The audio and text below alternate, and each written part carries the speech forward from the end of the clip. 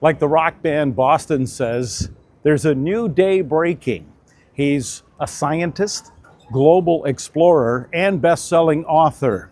More than a feeling, it's the dawn of leadership on Leaders and Legends.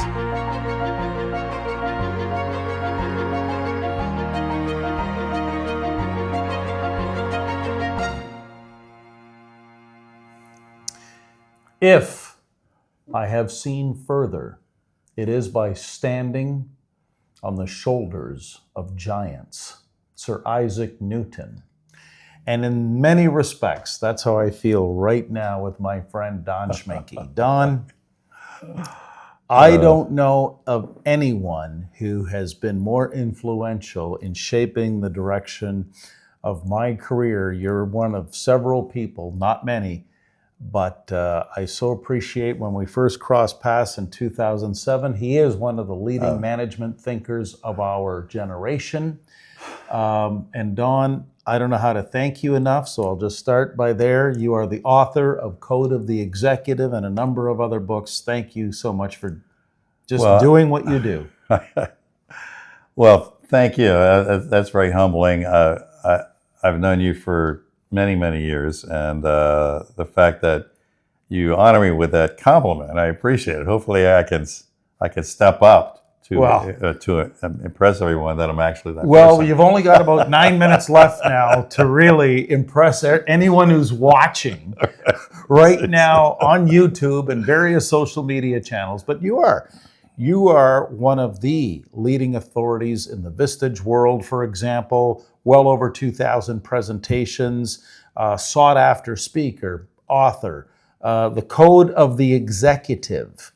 Groundbreaking work where you took the ancient principles of the samurai, translated in half a dozen different languages. About a dozen or so, they tell me. Things of that nature. But if it's okay with you, I want to bring you back to Fredericton, New Brunswick. You did a Tech Canada meeting for Mike Mallory. Yes. Okay? Yeah. And Jim Gilbert was in the room. Yes. And some other wonderful guys. Jim Gilbert. And you told them something that day that has literally been firmly implanted in my brain ever since. And I think people watching would be curious to know. The essence. I'm curious to know. What the hell did I say? What did you say? Yeah. The essence of it is this. People don't follow leaders. They follow the story that leaders represent. When I was listening to the CD recording of Don's presentation, I nearly drove right off the road. Could you expand on what that means? Sure. I mean, when we were doing the research, because my approach is studying our species and how our species evolved and how it leads today and how much of our biology drives who we are. I mean, controversial stuff that isn't really, I think it ruffles the feathers of a lot of the experts because it sometimes pulls the rug out from a lot of what they're teaching. But they're great people that I've learned from, as your quote earlier. And I have to just acknowledge them, the people that were in evolutionary psychology and genetics. It really explained a lot of the high leadership failure rates. And one of the things I kept dispelling, because I'm always publishing these myth-busting topics, because as a teacher, I think students really enjoy that. And it helps us move to a different level. One of the things that happened was I couldn't figure out why these people who people called assholes created the most powerful companies in the world. Now, so do nice people. Okay. But that's easy. Nice person, create a great company. All right, so what? I'm thinking about the assholes. Okay. How do they do it? And that's what led us into this research project to find out why are we teaching leadership wrong because of these people that, I mean, let's take an example. Like when Apple started using our work through my colleague Cameron Lugman, who'd be good for an interview, I think. They wrote books about Steve Jobs and his management style, and they all said he was an asshole. And I'm thinking to myself, when I was teaching at Johns Hopkins, how could I be teaching this? How could I be teaching leadership when the guy that violated what I was teaching created the most powerful company in the world. And why don't we start every management class off with that? How does everything I'm going to teach you this semester be irrelevant? Because the guy who violated it created this powerful country in the world, company in the world. And there are countries created that powerfully on this concept as well. And I realized, oh my God, they're not following you as a leader. They're following the story you represent. And then it all came together. And then I went back and I found more things happening, like General Patton was an asshole. This person was an asshole. And they just published Mother Teresa was an asshole. Oh my God, Mother Teresa was an asshole. You can Google it. I can't believe I just heard that on this show. So I had to accept we follow people for the story. And I'm not telling you to go back and be an asshole, although I might be late for a couple of you. But I'm saying that nice people can do this too. But we got to be clear. What is that story we represent if we're going to lead? So my interpretation, and we've never really talked about this. My interpretation listening to you way back then, this is 2007. When I heard that, I thought, to me, this makes perfect sense. So let's use Gandhi, for example. Yeah. Gandhi's in the loincloth, right? But if you took Gandhi out of the loincloth and threw, an Armani business suit on the guy, you basically killed the story. Yeah. Likewise, if you took, let's say, a certain president of the United States, and you took him out of his suit, put him in a loincloth, you'd kill the story. Is that, Yeah. Do I have a baseline understanding of what this means? Yeah, because you're stumbling onto a really powerful point, that when we looked at how the story embeds itself into human culture, our species responds to several things that I wish we would start teaching, and we're not. And that's causing a lot of the culture change failure rates, is that we are triggered by grouping behaviors because we're a grouping species. And yet when I look at failed culture change programs, they weren't triggering any of our grouping instincts. But you trigger those grouping instincts by the use of symbols, rituals, and magic, basic tribal fundamentals that any anthropologist can talk about, much probably better than I can. But it was those points where I began to realize that if we don't alter those to fit the story, then you have conflict. That's why you have companies with these great mission statements, but they're not executing because the culture is in conflict with where they want to go. Right. And that's what happens in the symbols you were using. The loincloth, it was a symbol. It represented something. Even though he probably wore something into an Armani suit because he was a successful attorney. I think he was in South Africa. So I think we have to align ourselves. If we want to lead, we have to lead by story, and we have to make sure that those triggering mechanisms for tribal grouping behavior align with that story as well. Otherwise, it's going to be a conflict. Either one of us are seeing well over 1,000 CEOs a year in the different speaking and facilitation workshops that we're doing. I don't know about you. I'll just throw it your way. Ron Burgundy, I'm going to put it out there. Okay. So help. What I'm seeing, people in significant roles in leadership are really good at data and analytics and understanding KPIs, but they're not seeing the meaningful connection between story and economic growth.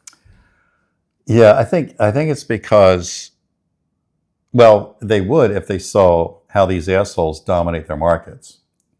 Nice guys do too. Then it's like, that's an economic indicator. I dominated a market, I conquered, I drove profits and market capitalization through the roof. And how did I do that? Well, obviously, if you're an asshole, it was because you're a nice guy. You were bringing something else to the table. And that something else, I think, is the story. And that story, I think it's not, I'm not talking about a feel-good story. I'm talking about a story that makes strategic sense. It's like, what I talk about in my workshops when I do these CEO groups. It's the compelling saga. I ripped that off of the Vikings.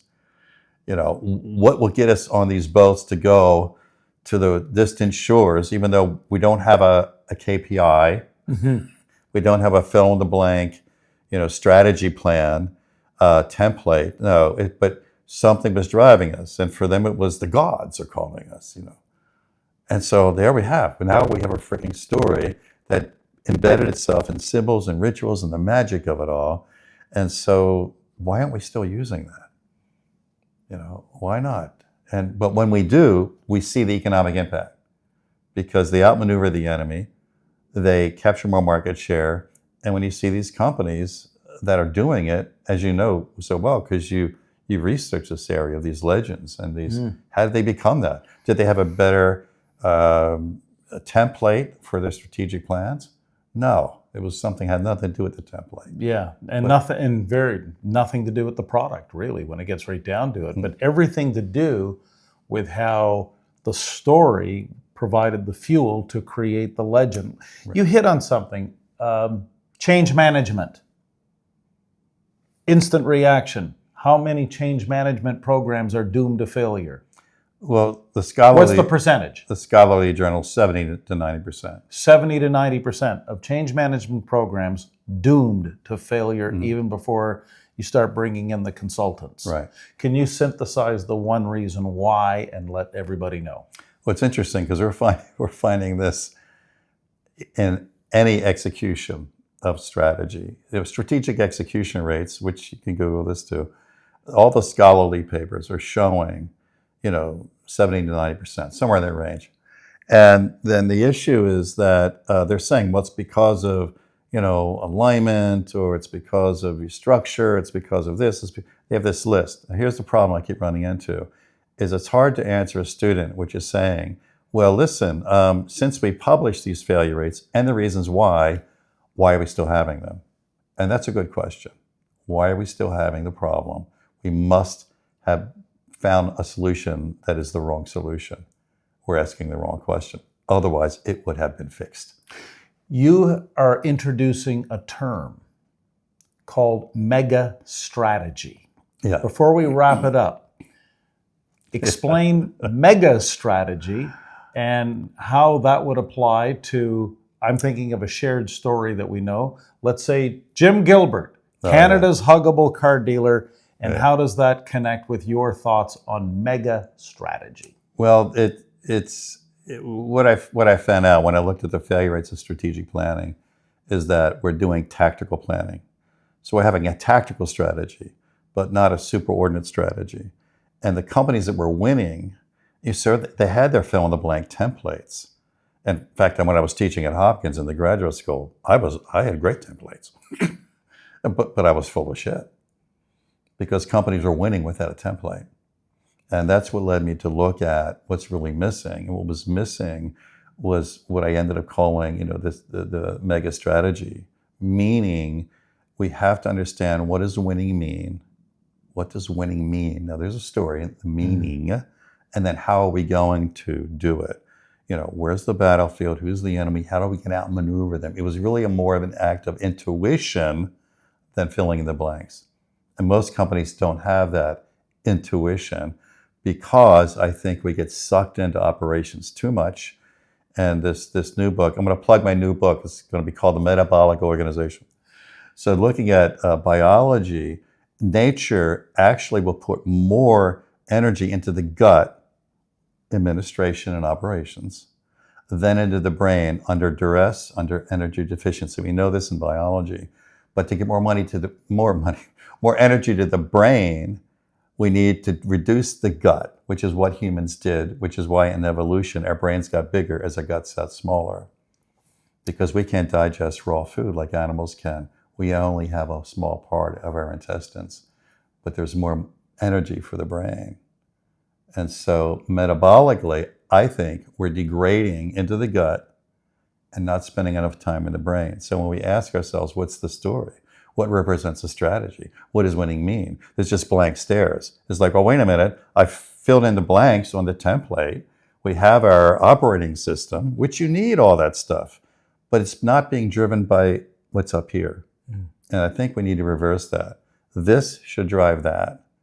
Otherwise, this just exists. This is empty. And this is why smart companies stop thinking.